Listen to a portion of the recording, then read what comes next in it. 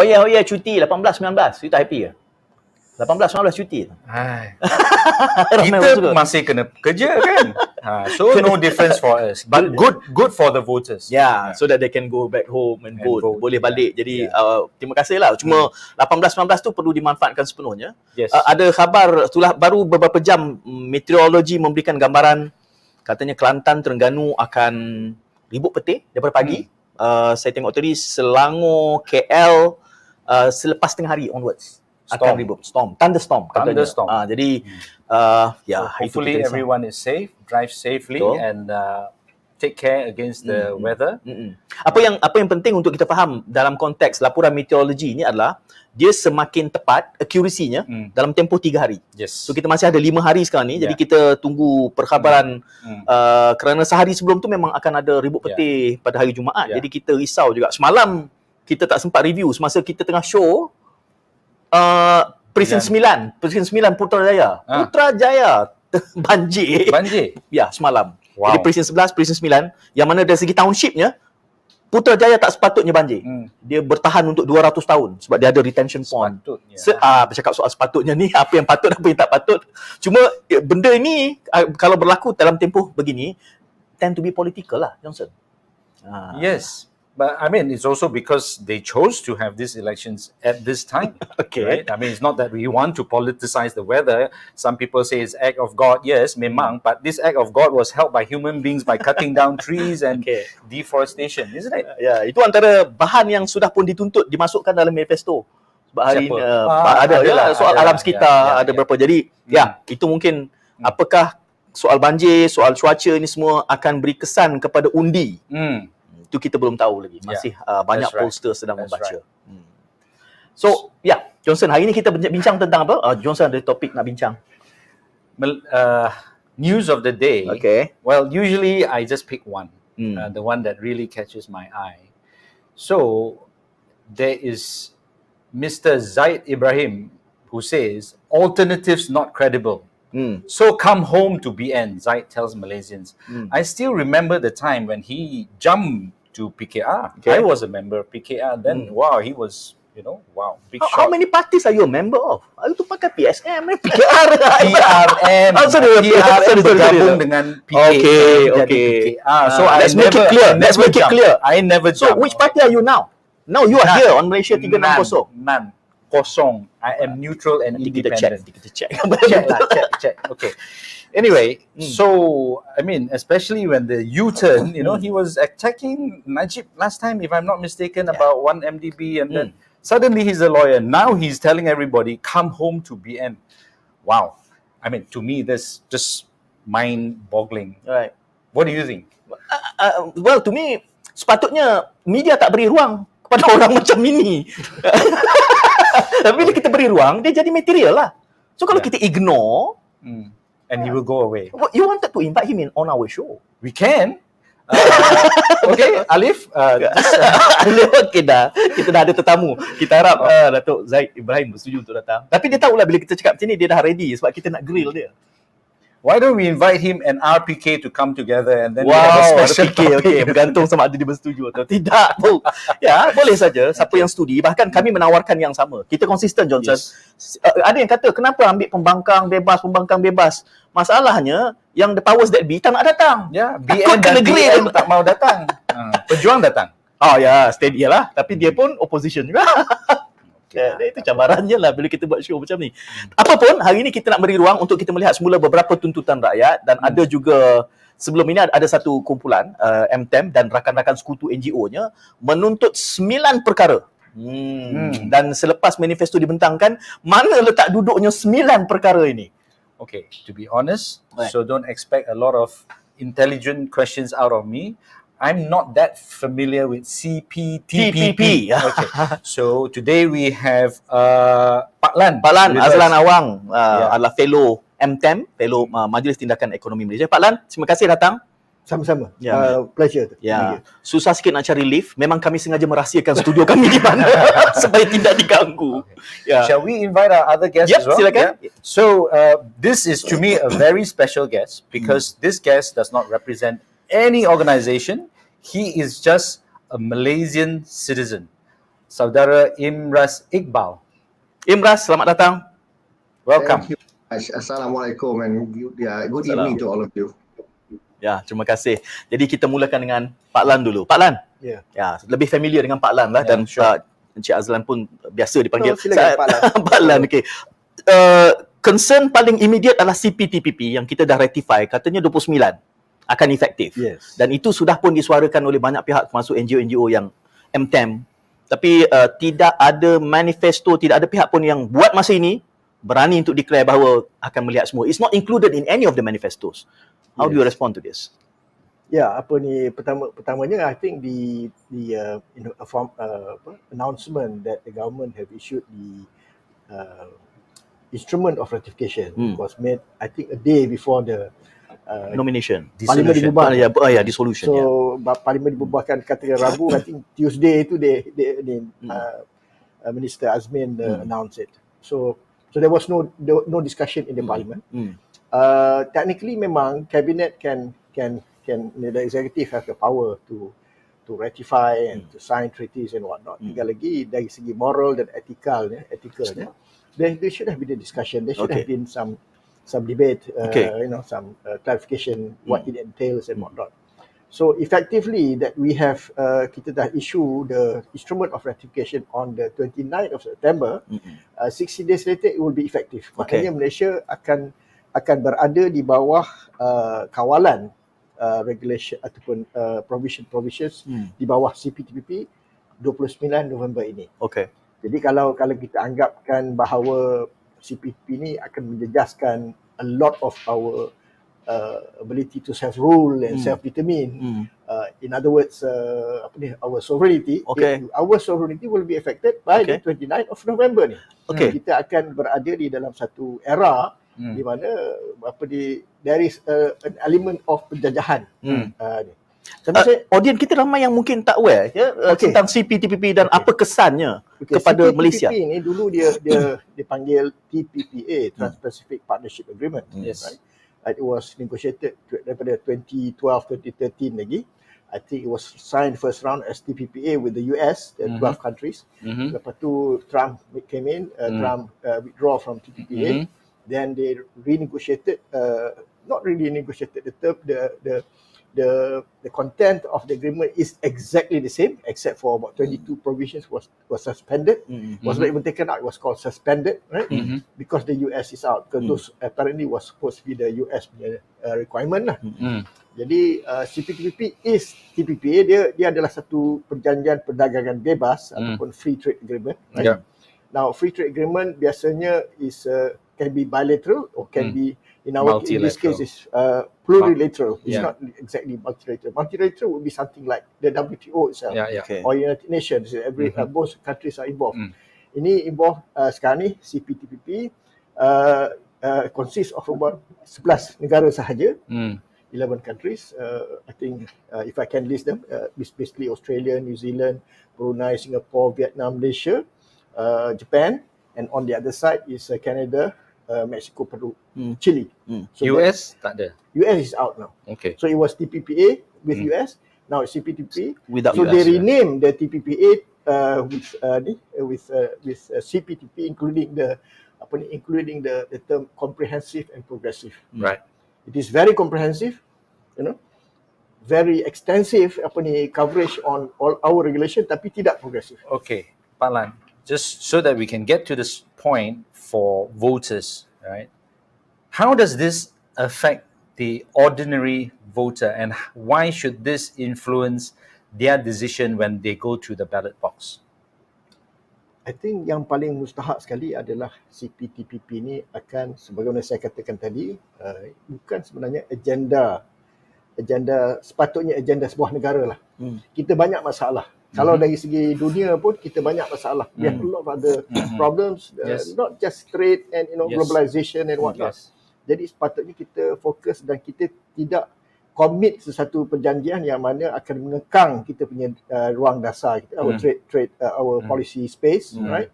Which CPTP will do. It will encourage and it will dictate kita punya ni.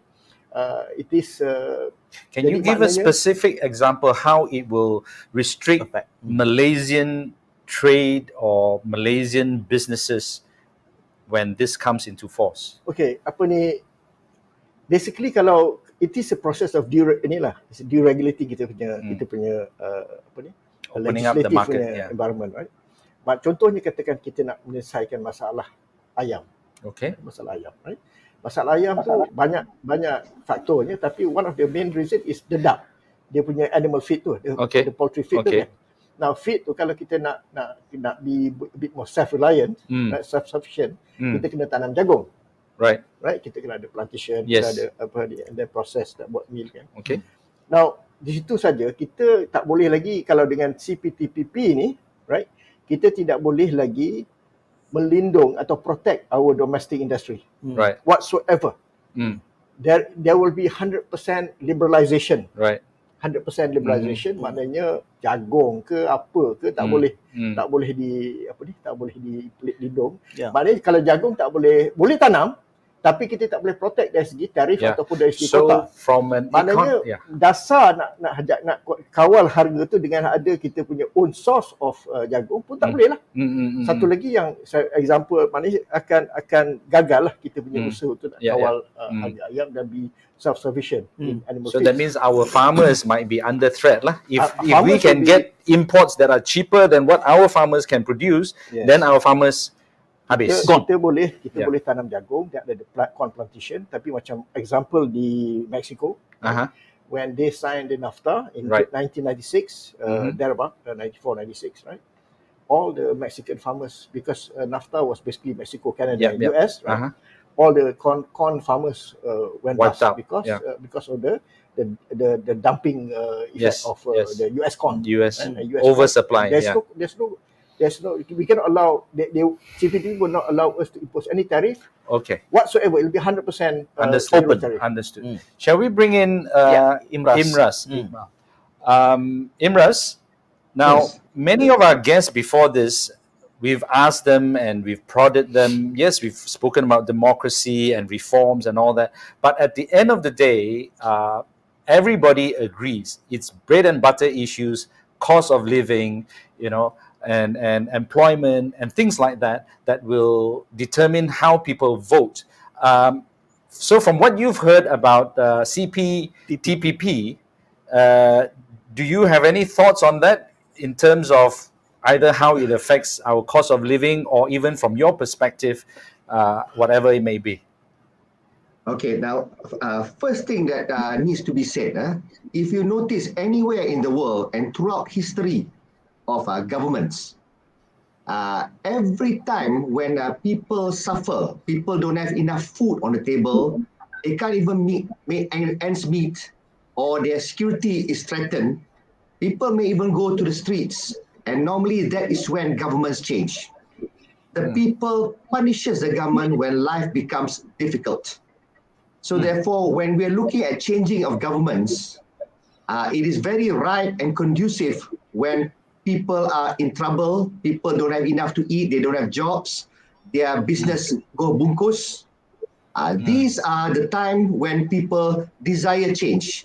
Sometimes even if the government is good, people still punish the government because of the state they are in. This is a natural human tendency, human belief. And when life is good, and we have good things, even if the government is corrupted, even the government does wrong things, people tend to forgive because at the end of the day, their life is content. And therefore, that becomes the strategy of many governments who wants to go rogue. They have to make sure that people are comfortable, people are okay, and people will not put them under a microscope. So this is one point that needs to be established. Now, in the case of the CPPT, whatever, which is the liberalization, I'm not sure what it's called exactly, but I think I know exactly what it is. It means that it's open, it's free trade, and there's no protection. We can't tariff, we can't limit, we can't protect. All these things is highlighted. There are concerns. But however, if you want this to translate into voters' reaction, the problem statement has to be clear. For example, you explain this, some people understand, most people don't. People don't understand, okay, CPPT, under what example, what will change in their lives? What exactly happened? Okay, so let's say CPT is ratified and there cannot be tariffs. The example of jagung and dedak and ayam is given. Okay, so what? How does that affect me as a voter? This is what every voter will ask. And what will it mean? Will it mean now non-availability of chicken? Or will that mean that, chicken becomes more expensive? So these are the things that, I think if the problem statement is clear, it connects with the voters, then voter sentiment is likely. Okay, I have a very specific example, Pak Lan. But this will be for mostly probably the urban or middle class who can afford to buy a car or a vehicle. Okay. So, does the free trade include cars and motorbikes? Does that mean that we can import without levies and all that? Does that mean our cars and motorbikes will be cheaper? Cars will be cheaper slightly because the import tariffs will be removed. However, I think the bulk of the additional, the surcharge is not so much the import tax, but the excise. The excise tax. Excise duty is what makes it a bit more exorbitant. Right? So we can still charge excise duty. We can still can still do that. We can still do that. So maknanya there might be some reduction, right? Right. Tapi yang macam is a good point Cik Imraz mention tadi pasal apa ni, what is the pain point? Yes, what are the pain points? Right? The masalah dia kalau kita tak boleh protect our local industry, right? And it's zero tariff. Japan is not even giving 100% of their goods and services zero tariff. Kita 100%. Kita hero. Kita hero. Kita 100% dan within 12 years it will be zero, right? Now apa barang-barang tak boleh ditarif, maknanya the biggest the biggest effect will be on the SMEs. Okay. Now SMEs they export less, so they actually produce more for the domestic market. Right? 70% of their production is for the domestic market. Right? Apabila zero tariff, they will be the most badly affected. Maknanya, but SME, you must remember, employs about 65% of our workers. Right? Jadi kalau SME go bust, right? Goods might be slightly cheaper. There might be some goods be cheaper, tapi there'll be a lot of SME bungkus, right? Collapse, right? There'll be higher unemployment. I mean, talking about 65% of our 15 million. That's a lot. That means a lot of us will have to become Grab driver or they can put up their own talk show. They can put up their own talk show like us and we talk about make this. Money lah. Jadi maknanya, I mean, kalau kita nak fikirkan what kind of nation we want to be, we want to be at least kita ni independent lah dari segi production of our own needs and whatnot.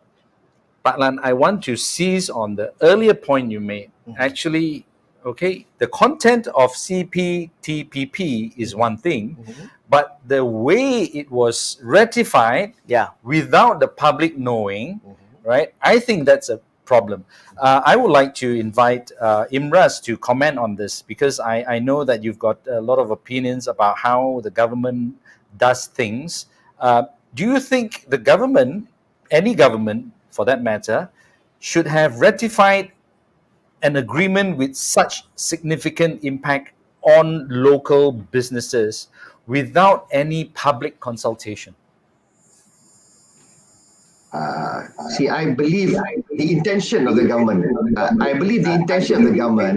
is to move towards liberalization of the market so that, we become more efficient over time. Protecting, the prices and everything will not be sustainable over the long run. I believe they want to achieve that. But however, to do something abruptly, like Saudara Lan says, it can make SMEs go bust, because they're not prepared, they're not ready for that. I think if you want to do any form of liberalization, first things first, you plan something to be done gradually. It cannot be all of a sudden. So, for example, let's say 70% is protected for local market, for example. You can do it over time, reduce it to 60%, then later to 50%.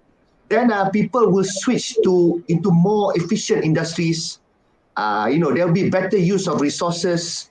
and we become more competitive. So to me, I believe that it can be a positive move, but if it's done gradually, so that then SMEs can adapt, they can also improve, and people will not necessarily have to lose jobs. People will actually have more high yielding kind of a job. That's one. Now, next thing is that your question as to what the government does. Firstly, the issue of the impact of the CPPT, ratifying it. Most Malaysians don't even understand it anyway. They don't even see how it affects them. Therefore, the government to explain and say, look, by us ratifying this will happen. I think that's the second part, because at the end of the day, it needs to be clear, what the implication of this, this liberation of, this must be clear to people when we do this. Yeah. They need to explain the rationale, and they need to explain, why they are moving towards liberalization. How is that good for the country? This must be clear. They need to explain these people when there's a buy-in. Then it's easier to sell and say, now we want to do public consultation, and now, we want to ratify this because it's in the right direction. But when the rakyat don't even know what it is and what is this whole thing about, they don't experience the pain point, they will just experience the pain. That would be unfair and not becoming of the government to run the country that way. You need to firstly educate people and make people understand and see the pain point, and why right now certain things are tariffed, and what first things first. Number one, you explain why things are tariffed and why we need to protect certain industries and why it's been like this all this while. Secondly, you explain why liberalization, gradually can be good for the country. Okay. Then you sell this, and then of course you got to also explain how you're going to do this gradually, so that SMEs are not harmed. At the same time, what are the obvious benefits that to be derived by the country. Okay. Go ahead. Ini menarik kerana IMRAS designation dia pertama kali dalam rancangan kita, designation dia rakyat Malaysia. Cuma dia tidak bertanding untuk pilihan kalau ada siapa rakyat Malaysia. Saya yakin ini bukan CPTPP, bukan pertama kali suara NGO ini dinyatakan. Semenjak FTA lagi sudah ada banyak resentment, sudah ada banyak pihak, dan bukan hanya soal NGO Melayu. Dan kalau kita mengharapkan wakil kerajaan hari ini, mana-mana KSU, mana-mana menteri hadir di sini, saya yakin hampir tak akan berlaku. Dalam keadaan mana memperdebatkannya di dalam parlimen pun akan ada banyak skimming, termasuk juga mungkin ahli parlimen yang terpilih nanti tak faham pun nak sebut CPTPP pun mungkin tak boleh. Apatah lagi untuk membincangkannya dalam kehendak IMRAS tadi secara awam dan umum. Saya selalu saja melihat bukan hanya soal perdagangan, pendidikan pun begitu. PPPM, dokumen yang sama. Semua telah sektor. Hujah daripada kerajaan adalah telah ada engagement, telah buat round table di peringkat negeri segala macam. Bila keluar dokumen, rakyat masih kritik juga. Jadi dalam hal ini yang sama, saya lihat konsisten NGO marah, rakyat masih tak faham. Kita pun dah tak boleh sebut CPTPP ini dengan lancar kerana rakyat tak faham. Apa respon balas NGO yang dapat daripada pihak kerajaan? Sebab tadi disebut soal gradual implementation. Pak Lan sebut tentang 12 tahun zero rated, kan? Jadi bererti dalam kepala kerajaan macam we have figured out how this thing should work. Jadi bagaimana debat itu berlangsung selama ini sehinggalah ke peringkat ianya di-ratify hanya sehari sebelum pembubaran. Okey. Dia amalan pemikiran ataupun pendekatan silo dan kurang engagement tu memang dah lama dah. Dan dalam kes CPTPP ni pun saya boleh katalah banyak kementerian ataupun leadership in the kementerian, tapi dia dalam perundingan ni memang dia involve individuals, officers daripada various kementerian. Contohnya on IP intellectual property dia akan ambil daripada KPDN HP, right? Daripada agriculture pun ada, MOF pun ada kan. Tapi tidak, dia hantar pun officer yang very junior. Kita dah jumpa semua kebanyakan dia orang, dan kadang-kadang dia orang macam contoh this might be sensitive on the issue of Bumi Putra punya issue kan. The person who gives a lot of input is not even a Bumi Putra daripada KPDN HCP, right?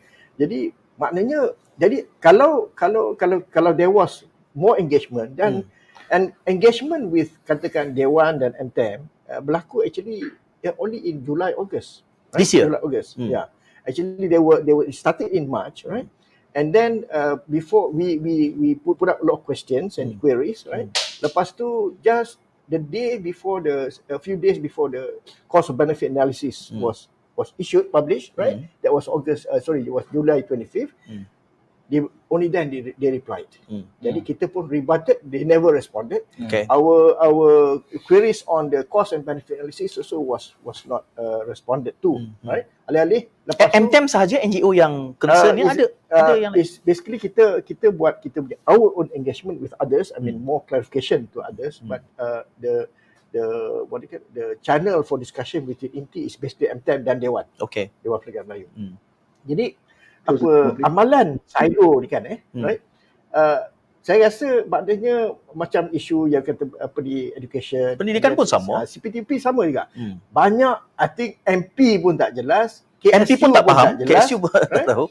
Maknanya orang tak tahu impact, what is the effect of this. Dan the argument, contoh tadi cakap pasal efficiency and what not kan. Now what is the issue as far, I think the one of the two main key findings yang dia orang raised in the cost benefit analysis, right, which was done by PricewaterhouseCoopers, right, is basically investment and export. Investment will increase by so much, it's about 46 billion a year, which is not a spectacular thing because we are already doing about 40 billion a year, right? And that is with the scenario of UK and China coming in and so on. And then as far as export is concerned, we are going to increase it from from whatever the position, the baseline that they use, to 1.48 trillion by 2030. Okay. Now wait a minute. In 2021, we are already 1.24 trillion. Okay. So 1.24 trillion, and in 2019 it was 980. Over the COVID era period tu, right, 2 years, we jumped from 980 to 1.24 trillion. Now, CPTPP is supposed to assist the country to reach 1.4 trillion. Banyak mana tu? Yeah. I mean, we are talking about a level about 3 trillion ke 2.5 trillion. Makes sense lah. Makes sense. It's too small an impact. And then so that bagi perspektif sikit. Taiwan, Germany, and Taiwan is the number 6 trading nation, exporting partner. We export as to much Taiwan. as really lah. Okay. Is number 6 in the ranking lah. Our trading Now, partner. We do not have any FTA with Taiwan whatsoever. Neither with direct with Malaysia, Taiwan, or through ASEAN. Tak ada langsung. And they became number 6. Maknanya it can be done even without ratifying. Now, why is that so? Is because there is only the WTO and the most favored nation punya tariffs, right? Which allow us to export into countries without high tariffs. I think the general bounded atau committed tariff is in the 3 to 4%. Dengan US pun 3 to 4%. You know that? Yeah. So, Pak Lan, and I will address this question to both Imraz and Pak Lan. Actually, I think you are being very kind. You're saying they are operating in a silo, they are not doing a very good cost-benefit analysis. In my mind, I might sound cynical here, but I believe there are vested interests and they already see how they can benefit from this, and they've made the decision, we want to sign the CPTPP, regardless of what people say. So they will make it as difficult as possible for the public to complain or for NGOs to challenge this. What do you think? Am I being too cynical, or do you think there is some validity to what I'm saying here, Imraz?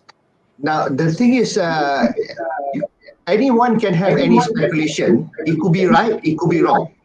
But you don't have the facts, exactly the facts. You have a hunch. Now, rakyat who understands may also have a hunch, or they may be suspicious. Now, what I would suggest, I would respectfully suggest to NGOs who understands this and who believes that this is not good for Malaysia, this ratification, or it was sneakily done just before pembubaran. Okay, the burning question is, why did the government decide to do that? What's in it for them? Now, at the least, the NGOs should come up with that theory. You should sell that theory to the rakyat, because at the end of the day, you can, if you are on your own, you will just be whining and complaining. And this government is good at one thing. They can just buat you complain, they just listen. Yeah. They just don't act. They just listen. They don't rebut. They don't try to argue with you. They just listen and they just keep quiet, and there's no action. You don't get anything out of it. But what you can get, if the rakyat sentiments are riled up, they understand how this will translate into pain points, and they understand the cynical agenda, or rather you suggest that, government is doing this because of some kickbacks or some benefits that they're going to get that they don't want people to know about. If NGOs focus also on this to make a case, to build a business case, then NGOs are likely to have traction and get the rakyat support on lobbying against the kerajaan on this. Otherwise, it's just those NGOs doing this, and the rakyat who is supposed to be affected is unaware, and they don't even see what's the issue and what is the problem here. I think to be constructive, I'm suggesting that NGOs focus on that, to make the rakyat see that how it is a problem to them and what is the sinister agenda behind it. All right. Before Pak Lan responds to you, Imraz, one of the things that caught my friend's eye and shared it with me was that you put up a message to voters, right? And we are talking about PRU 15, Malaysia di Persimpangan, PRU 15. Would you like to share with us the key points in your message to voters? Okay, the most recent message I have to voters is that, if we look at what's logical and not just based on speculation, okay, we see what the previous government, the Barisan Nasional, did to the country. There was some progress, but towards the tail end, we saw what happened. We saw how much plundering, we saw how much squandering of our monies. What's worse than somebody stealing all your money? I'll tell you what is worse. Somebody stealing the money you don't even have yet. They borrow for you and they steal. So therefore, you don't start off with zero, you start off with negative. So we have negative, and our children and grandchildren and great-grandchildren will have to pay for it over many years. Even after the kleptocrats leave jail, we're still going to have to pay for it. Yeah. Okay, so there is one party that has stolen from us. We know this.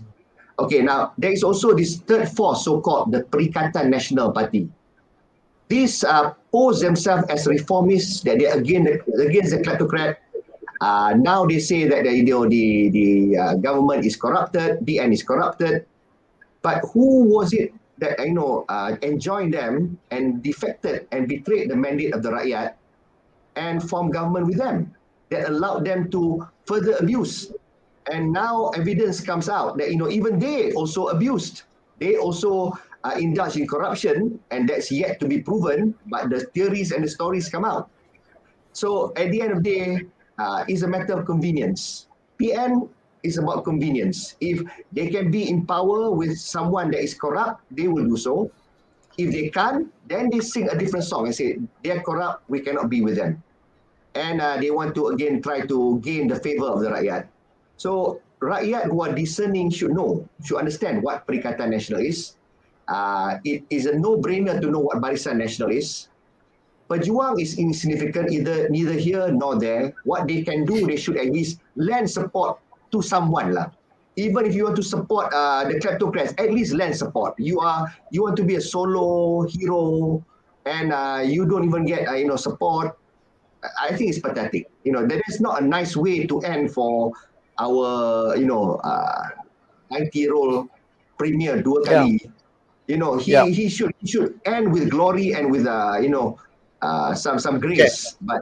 But this is not the way it's going to end. So but my message to voters is that you see all this, how defective they are. You complain about Pakatan Harapan not doing enough over 22 months. It's all about whether you want to look at the glass half full or half empty. Okay, over 22 months, at the least, you can say, all the scandals, all the corruption cases, SRC, 1MDB, Yayasan Akal Budi, solar hybrid project, all these things came to light. It came and we know the truth, and witnesses can talk. Prosecution brings this forth in court. It cannot be denied. Many are convicted. Some went to jail. Some about to go to jail. Some convicted and going through appeal process. Some acquitted and being appealed against. Now, this 22 months, just short stint, you see what has happened, and the riot is supposed to stop. But after the Sheraton move, again, we hear stories. So now my question is now, whatever the narrative is about why we must not have BN again, why we cannot allow Zahid to become Prime Minister, why it should not be BN, okay? Now, can we afford to have this? I want to introduce one more thing to the voters, the most important message. When Pakatan Harapan took over, every stone was unraveled and we got to know so many things. It started that chain of a reaction where even until now, even though they are in power, people from the civil service, people whose arms, the cat's paw that was used to commit all this corruption, dare to speak out. They no longer fear for their safety because they did so to Rafizi and the likes. And Rafizi went to jail, came out from jail, all these kind of things. He wanted to lock up and all these things. He's prepared.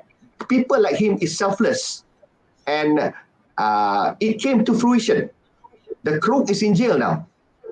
Okay. So in other words, people see what happens. Yeah. So now, so my final point is this. Right. Can we afford not to have another round of Pakatan Harapan and not to expose whatever corruption scandal is happening right now under our noses? Can we afford that? Imraz, I almost intervened by saying that you stop short of criticizing Pakatan Harapan, but it dawned upon me, kata, this is Malaysia 360. Feel free to say whatever you want. Tak apalah. Kalau kita disagree with Imraz, then you can always come over and refute. I just wanted to have full disclosure here. So I have not asked you this, Imraz. Are you a member of any political party? I almost asked that. No, I am not a member of any political party. And I will lambas Pakatan Harapan wherever they go wrong. But for now, there is not one coalition that has betrayed us. They have many promises they did not deliver. There are certain Where do you vote? Where do you vote? Ara Damansara. Maybe Gobin should come and get you to be one of the penceramah. Then he'll be affiliated. He wanted to be free man. Okay. Rakyat Malaysia. That's why I said. Feel free to good point. Good point. So don't go to any of the party congregation. Be free. I withdraw my statement. Dia rakyat Malaysia. You remember designation dia rakyat Malaysia. Let him be rakyat. Okay. We put the same question to Pak Lan. No, the camera back to Pak Lan. So you heard what Imraz said, right? We can't speculate, and yet there is this whole thing that maybe NGOs can do something. And it so happens Imraz tadi said something about PN, and the minister in charge at that time was from Bersatu. Am I right? Azmin Ali. So what do you think? Was I being cynical, or you guys already thought that, but it's just not safe to say it out loud? As you mentioned, Pak Lan is being too nice. You mentioned earlier. MTEM and Dewan, we have already declared that we are non-partisan. So we would not like to make criticism against any particular party, right? But I think the main issue here is what's good for the nation, what's good for the nation, what's bad for the nation. I think the rakyat kena fikirkan, right? Dan rakyat kena. Tapi the metrics, like was said tadi kan, memang one of the top tuntutan yang kita buat NGO Melayu dan Islam adalah rasuah. Membasmikan rasuah. Maknanya rasuah ni kalau with the right political institution, right? Tak kira lah which one kan, tapi satu tu memang dia lihat sikit, right? Tapi kebanyakannya akan melawan. Akan melawan. If they are in power, dia akan melawan. Right? For instance, even pejuang pun, in fact, Tun Mahathir was the main the proponent for addressing 1MDB ni, termasuk Muhyiddin. Jadi rasuah ni is a given. Yes. Right? And that is our main tuntutan, because in our perspective, rasuah itu adalah economic sabotage. It undermines policy. Policy yang cantik-cantik kalau datang daripada langit pun kalau rasuah hancur habis. Right? So memang tak kira apa ni. It's good that PH had the opportunity and they did it in the 22 months, right? But it does not give them or anybody the license to sell the country, to sell your country. Because this is how our perspective is. CPTPP is indirectly selling the country. Dia macam Pangkut Treaty juga. Our economic sovereignty has been undermined. If we are selling too much, we're giving too much to not apa tekan macam American citizen, Canadian citizen, Australian citizen kejap. No, we're giving too much to the multinational corporation. Yes. And CPTP ni sebenarnya adalah satu agenda multinational corporation. And this has been attested by all the top economies, you name it. All the Nobel Prize winners macam Paul Krugman, Jeffrey Sachs, Joseph Stiglitz, and you have Jeffrey Sachs also, and Robert Wright. Richard Wright or Robert Wright, Clinton punya advisor, they all said it, and we have Professor Jomo, all sama-sama unisonly say that this is too dangerous. The giant MNCs. It's basically that it's not meant for. It's not meant to be improving labor. Now labor chapter, environment chapter pun tak really enforceable. You know what I mean? There's so many things wrong. Saya intervene di situ Pak Lan kerana di media perdana, I'm also satu kaki di media perdana. Whenever we have all the ministers, they're explaining, they're giving the feedback. Dia kata satu engagement dah dibuat, penjelasan, dan selalu saja insinuationnya adalah NGO ini adalah suara kiri. Cumanya yang tak nampak oleh rakyat adalah what's the worst scenario kalau things has been ratified after all. 29 November ni it's effective. Kita 19 hari bulan ni it's an opportunity, another 4 more days untuk kita reflect. Should we or should we not vote and sokong certain element? I think this is the opportunity untuk educate rakyat juga. Boleh tak kita berikan contoh, tadi disebut Mexico, jagung. Dalam konteks kita disebutkan ayam dan dedak kan. What is the case of worst case scenario kalau kita gagal, ya macam tadi kata, coming from syurga pun dasar kalau implementationnya bocor, economic sabotage, it can be worse. So, rakyat tak nampak lagi ni. Daripada FTA sampai sekarang, saya tengok gaduh NGO di luar, jawapan kerajaan di mainstream media, dia tak bertemu. Jadi, apa realitinya untuk kita menimbulkan rasa sedar kepada pengundi 19 November ni? Satunya NGO, kita telah buat tuntutan ni dan kita bagi kepada parti-parti dan calon-calon dan kita harap dapat feedback daripada orang dan kita akan identify siapa yang sokong, siapa yang tolak. Dan siapa yang tolak. That's one effort. Tapi I'm not sure whether it's going to be sempat atau tidak. Kami boleh bantu. Kita boleh amplifykan siapa yang sokong, siapa yang tak. Kita buat di sini. Keduanya, I think dia bahayanya ni kan, CPTP dengan ISDS kan, macam tadi Saudara Imraz mention about rakyat being riled up, there might be civil strife.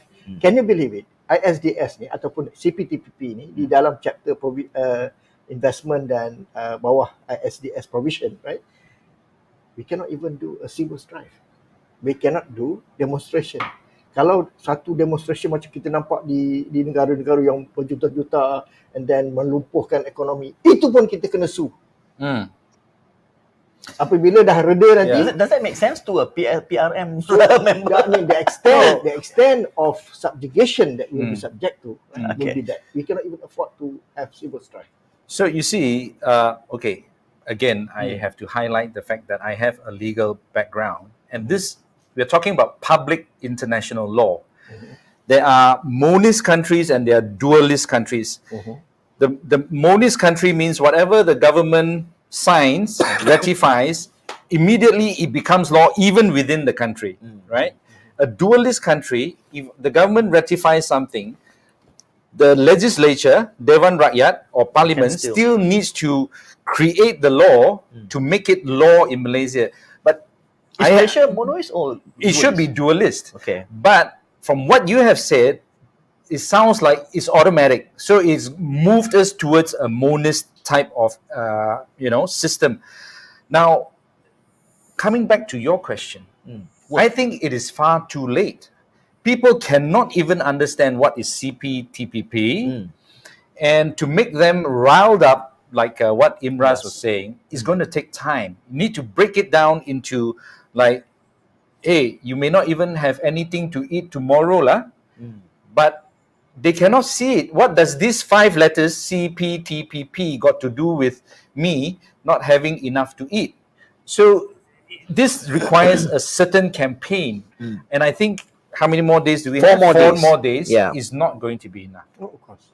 Unfortunately. But still, we offer the Sure. platform, whoever sign, mana ahli yang bercalon ni, kalau ada kita akan share. Ini semua yang menolak CPTPP. Well, let us make you an offer right now. I offered already. Yeah. No. Okay. So if you can get your members and your members, go take a camera to wakil calon and ask them about CPTPP. Nanti kita tanda. Ask them to respond. Kalau dia tak berani respond pun, hantar video kepada kita. Yeah. Kita bantu amplify. Okay. Yeah. I'll take you up on that one. InsyaAllah kalau lah boleh ini. Of course. MTEM kita bukan ramai sangat. Kita will be having to work with NGOs semua lah. Shall we go to Imraz? Imraz? Yeah. Yes. So with 4 more days, how do you think we, Malaysia 360, or just ordinary citizens, can help each other to make the right decision? It seems now, the things have not heated up yet. People are still reluctant or thinking about not voting because it doesn't make any difference. Yeah, what can we do to make people come out to vote and make sure they vote correctly, no matter who you think the right party is? Okay, there is 2 issues here that you highlighted. It's about coming out to vote. That's a decision itself. Whether to come out and vote or not to vote or not bother. That's one decision. Next thing is that if you decide to come out to vote, who to vote? Yes. Right? Okay. Now, let's answer the second question first. If you vote, what kind of government do we deserve? We firstly deserve a government that doesn't steal from us, that doesn't lie to us, doesn't deceive us. And the ones that has been proven to have done that, that is a no-no, it's a no-brainer. You don't touch that, no matter what they promise. They don't even promise us that they will not do it anymore. They don't even promise us it will stop. What is their promise? Okay, so that's one. Next thing is that people who are inconsistent, you give them trust and they betray the trust. And they have their reasons, their excuses on why they had to betray their trust and why they enjoin the enemy. And then after that, why they leave the enemy, the story changes. So people who also insult your intelligence, you shouldn't want that as government. Okay. So now, there are also people who managed our country for a while. They were not perfect.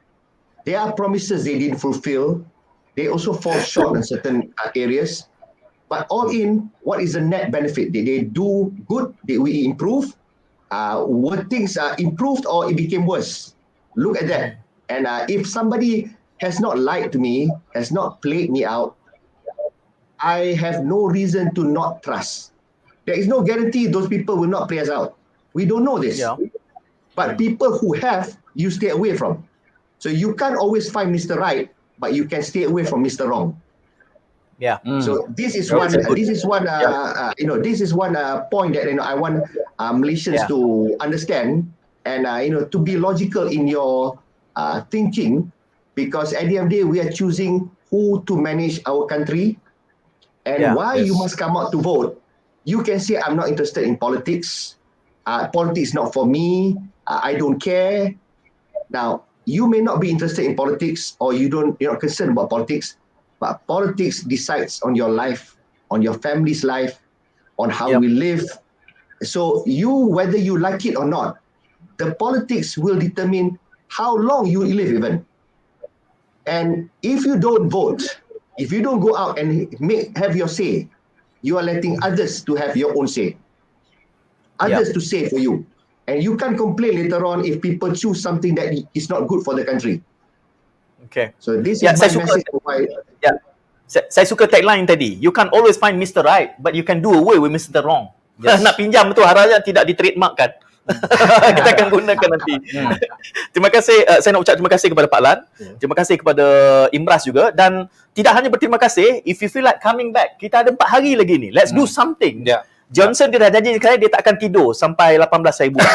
Itu janji dia. Jadi kita gunakan 19 dah mengundi, dah tak boleh kempen. Oh, boleh tak kempen. You're right. I agree with you. Sampai pukul 6 petang tu Johnson bersedia. Kalau tuan-tuan ingin datang balik untuk kita do something and tadi soal rile up, whether we can do it within the next 4 years, 4 years, but 4 days or so, itu depending. Tapi kita buat sepanjang sejauh yang kita boleh buat, Johnson. Yes. Dan kita nak ucap terima kasih dulu kepada kedua-dua tetamu. Pak Lan masih di sini. Terima kasih Imraz. Thank you.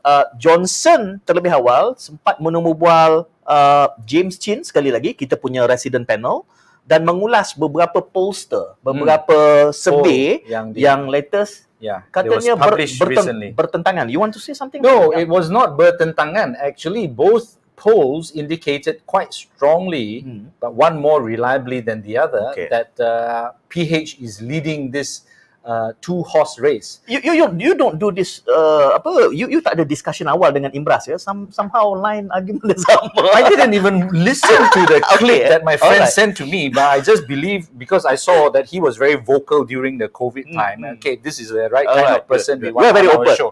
And like I said, the first time an ordinary citizen of Malaysia comes out to speak their mind about what they want for the country. I think that's great. Right? Yeah. Okay, so let's go to James and myself earlier today.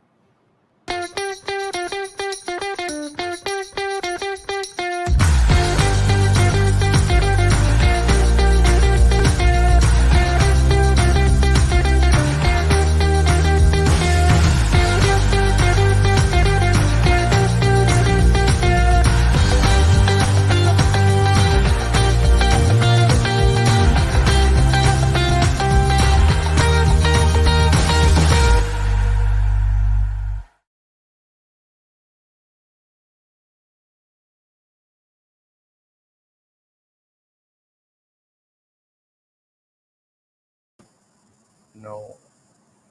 Okay, kita sedikit sangkut. Kita akan mainkan semula James dan Johnson. Yeah. What we spoke about was too heavy, maybe. Too heavy for the internet as well. Uploading and downloading. Okay. Kita ikuti. So good evening. We have two polls out in the media today, and they are widely discussed by people in Kopitiam and wherever they gather.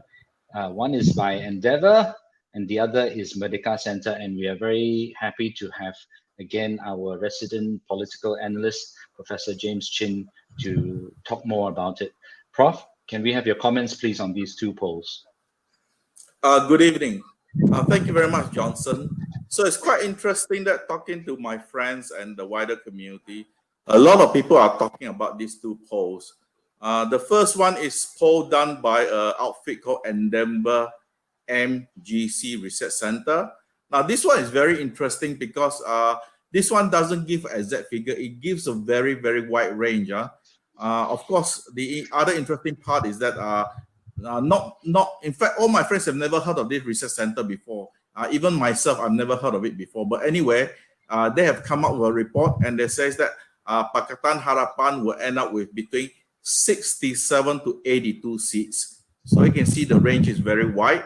Barisan Nasional will come out to around 58 to 73 seats. Again, a spread of more than 20 seats. Perikatan Nasional, 10 to 40 seats. So this is the first poll. It was reported by the Vibes. A lot of people are talking about it. The second poll is also very interesting. A lot of people are also talking about it. And this is a tracking poll done by Merdeka Center. So according to Merdeka Center, Pakatan Harapan is on track to win the general elections. Now, when I said to win, right, I do not mean that they will reach the halfway mark, 112. According to Merdeka Center, Pakatan Harapan is on track to win 99 seats. In other words, the biggest bloc. But here is the big surprise. According to Merdeka Center, the biggest bloc after Pakatan Harapan is not Barisan Nasional, it's Perikatan Nasional with 48 seats. Barisan Nasional will actually end up as number 3 with 32 seats. So this thing is really, really interesting, because even though they're both tracking very similar group of Malaysians, of course, different timing and different questions, their results are so far apart. And today, if you read Singapore Strait Time, there was a leaked report in Malaysia saying that Barisan Nasional is facing a crisis. So it is really, really quite interesting. So one of the things I would really like to discuss today very quickly is that what does this mean? What does this mean in terms of this tracking polls? Well, what it does is that it tells me very simply that there was actually a large group of voters out there in Malaysia who are undecided. So that's the reason why we have, such a big differences in figures. If you read all the reports on the newspapers and people on the ground, they all say that this election is still very cold. It is very cold. In other words, there is no excitement, even in the rural areas. This could mean that a lot of people have already decided by the keeping their choices very close to the chest, or the other way of reading it is that there is a large group of undecided out there, and they will decide probably in the last 2 or 3 days.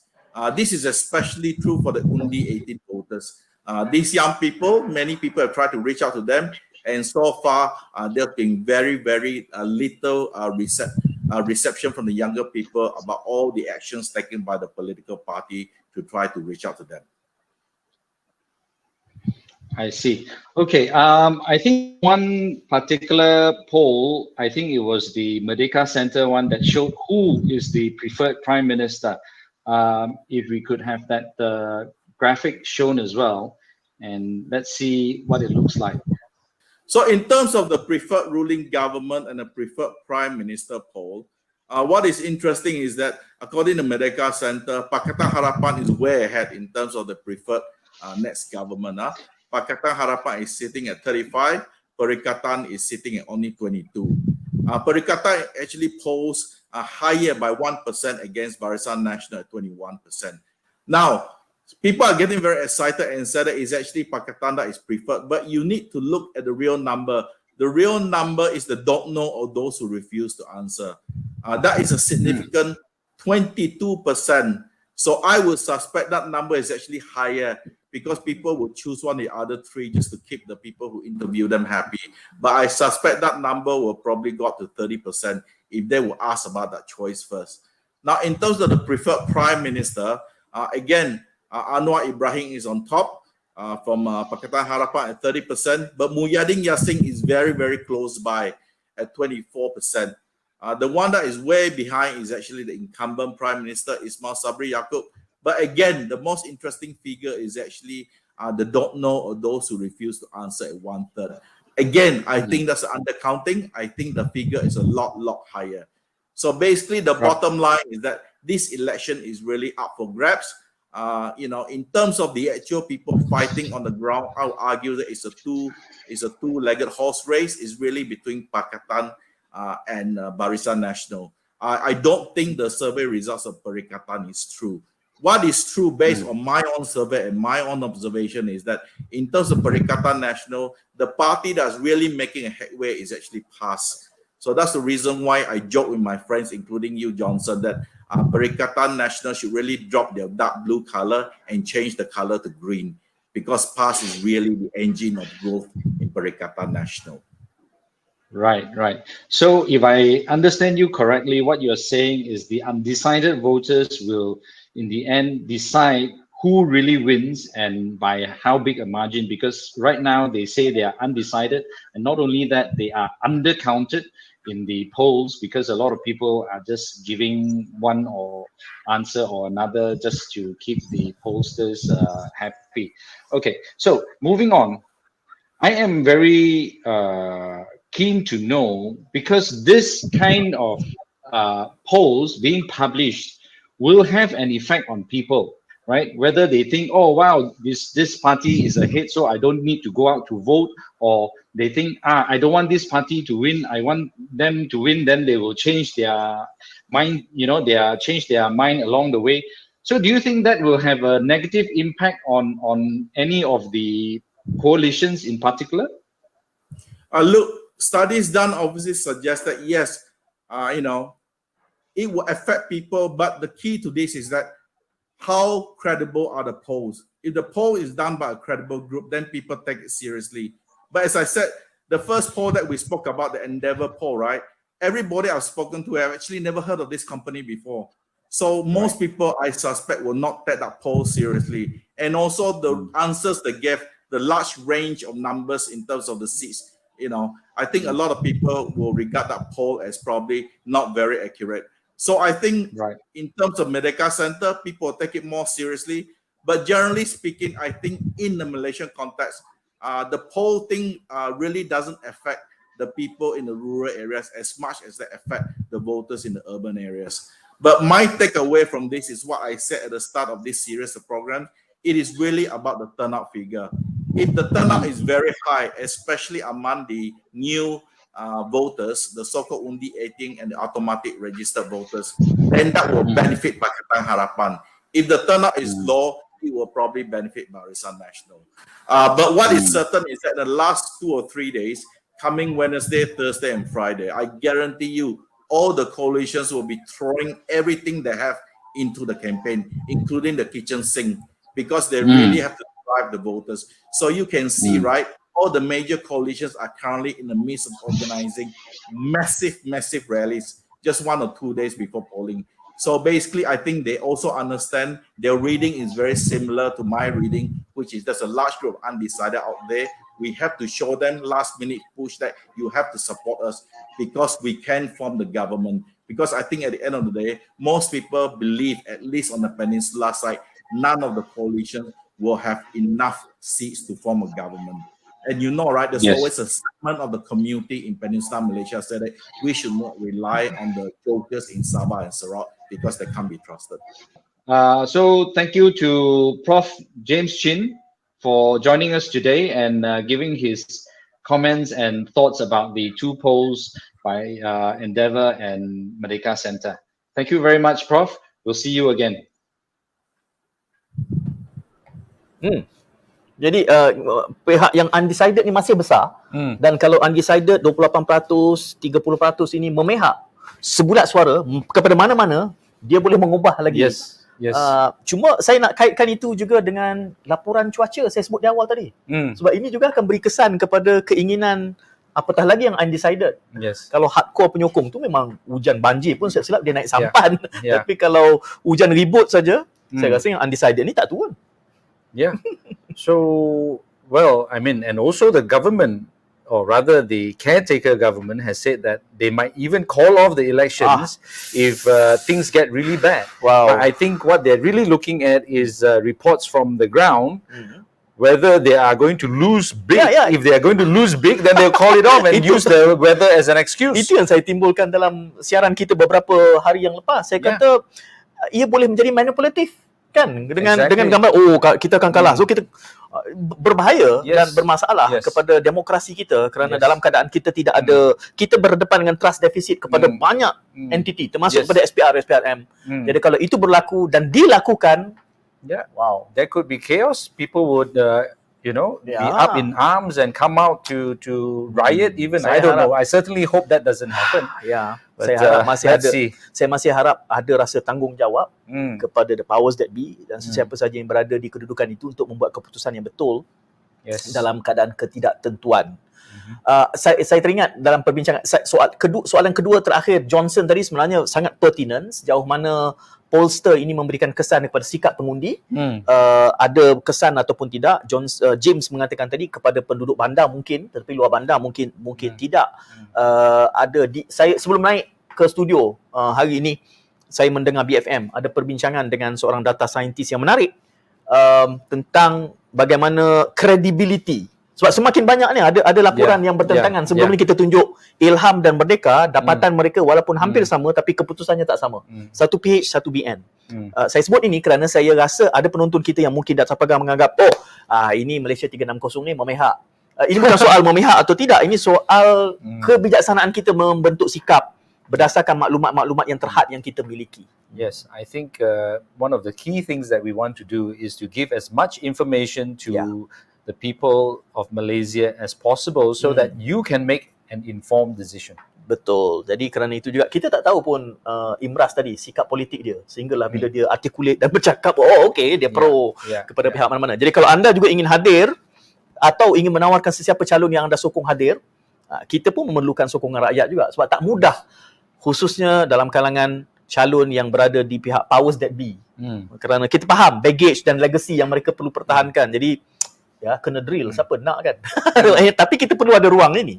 Jadi kami menawarkan ini kepada anda. Okey Johnson, sudah lebih pada waktu yang diperuntukkan. Kita jumpa lagi besok insya-Allah pukul 6 petang. Yes. See you tomorrow, 6 p.m. Ya, saya Said. And I'm Johnson. Jumpa lagi.